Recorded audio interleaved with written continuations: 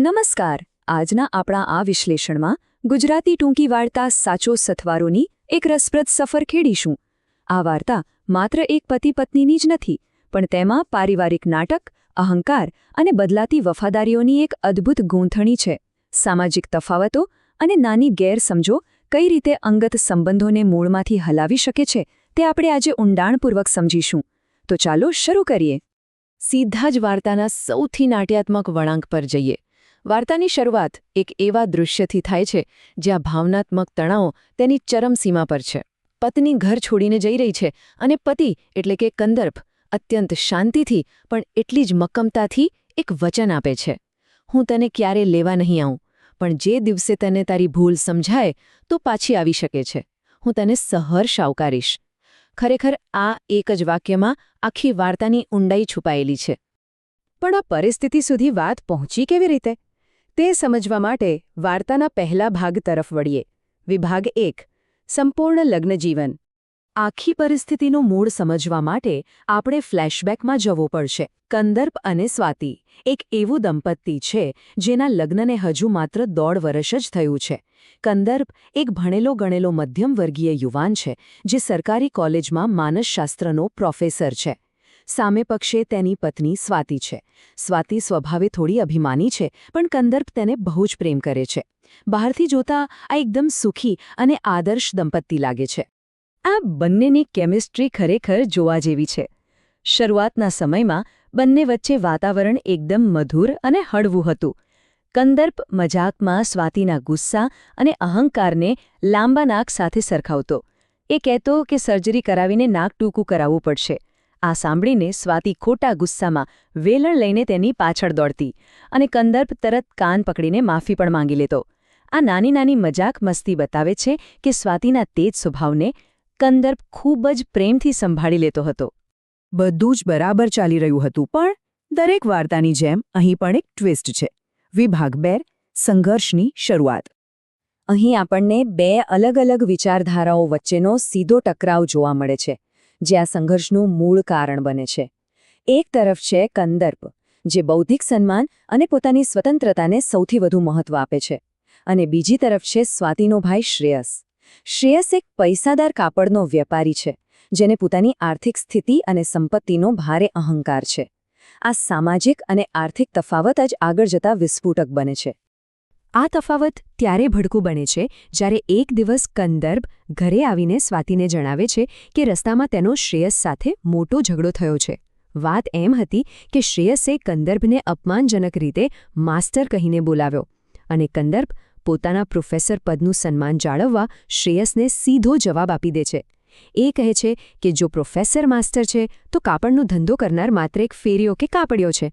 ખરેખર આ માત્ર શબ્દોની રમત નહોતી, પણ બે અલગ અલગ દુનિયાના અહંકારની જોરદાર ટક્કર હતી. હવે જુઓ, ભાઈ બનેવી વચ્ચેના આ ઝઘડાની આગ ધીમે ધીમે પતિ પત્નીના સંબંધમાં કેવી રીતે પ્રવેશે છે. સ્વાતિ ગુસ્સામાં કંદર્પ પર આરોપ લગાવે છે કે તેણે તેને કોઈ સુખ આપ્યું જ નથી. આના જવાબમાં કંદર્પ પોતાના સમર્પણની લાંબી યાદી આપે છે.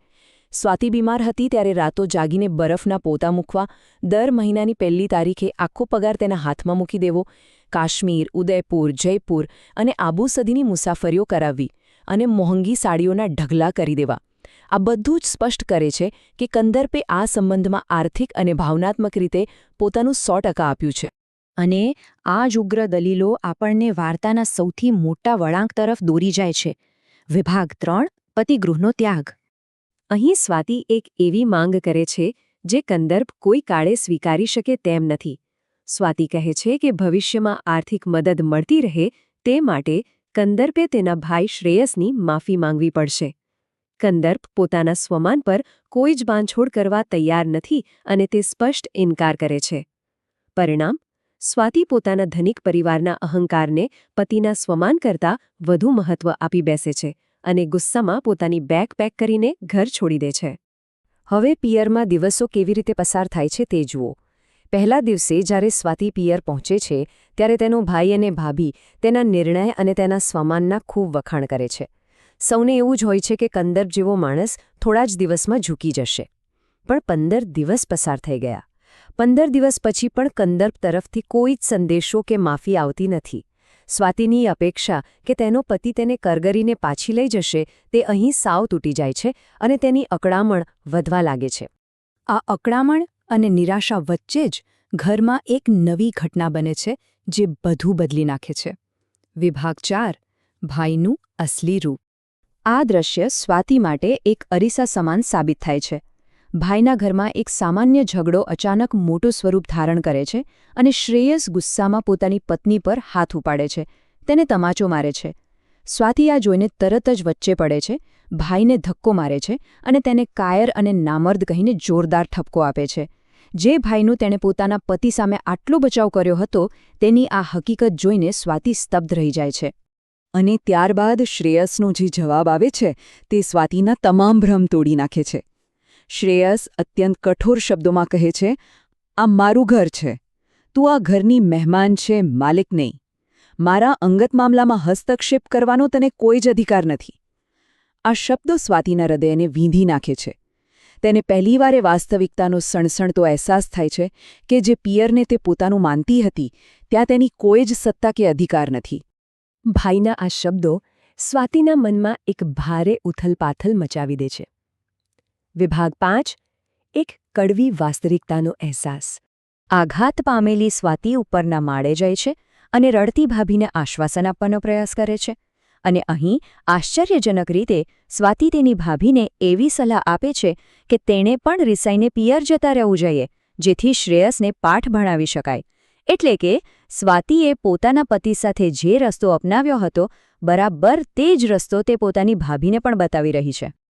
પણ અહીં એક મોટો વૈચારિક આંચકો લાગે છે. ભાભીનો જવાબ સ્વાતિના વિચારોને મૂળમાંથી હલાવી દે છે.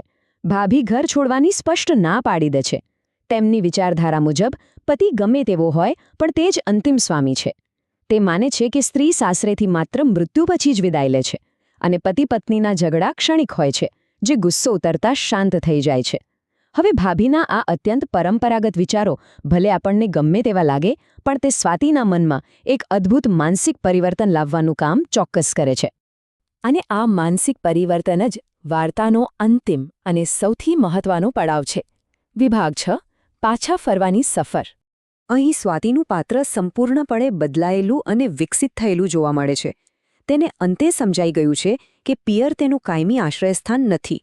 તે સીધી પોતાના ભાઈ પાસે જાય છે અને અત્યંત ગર્વથી કહી દે છે કે તે ઘરની મહેમાન છે, તેણે મહેમાનગતિ માણી લીધી છે અને હવે તે પોતાના પતિના ઘરે જઈ રહી છે. પોતાના ભૂતકાળના અહંકાર અને ભૂલ પર પછતાવો કરતી સ્વાતિ ઝડપભેર તે જ વ્યક્તિ તરફ પાછી ફરે છે જેણે તેને વચન આપ્યું હતું કે જ્યારે પણ ભૂલ સમજાશે ત્યારે તે તેની રાહ જોતો હશે. આજના આ વિશ્લેષણના અંતે એક ઊંડો પ્રશ્ન આપણા સૌના મનમાં ઊભો થાય છે. જ્યારે અહંકાર અને ભાગીદારી વચ્ચે ટકરાવ થાય ત્યારે આપણું સાચું સ્થાન અને સાચો સથવારો કોણ નક્કી કરે છે? આ વાર્તા આપણને એ જ શીખવે છે કે સાચા સંબંધોની કિંમત સમજવી અને બાહ્ય દખલગીરીથી સંબંધોને બચાવવા કેટલા જરૂરી છે. આશા છે કે આ સમજૂતીથી વાર્તાના મૂળ હાર્દને સમજવામાં મજા આવી હશે. આવી જ રસપ્રદ ચર્ચાઓ સાથે ફરી મળીશું. ત્યાં સુધી વિચારતા રહો.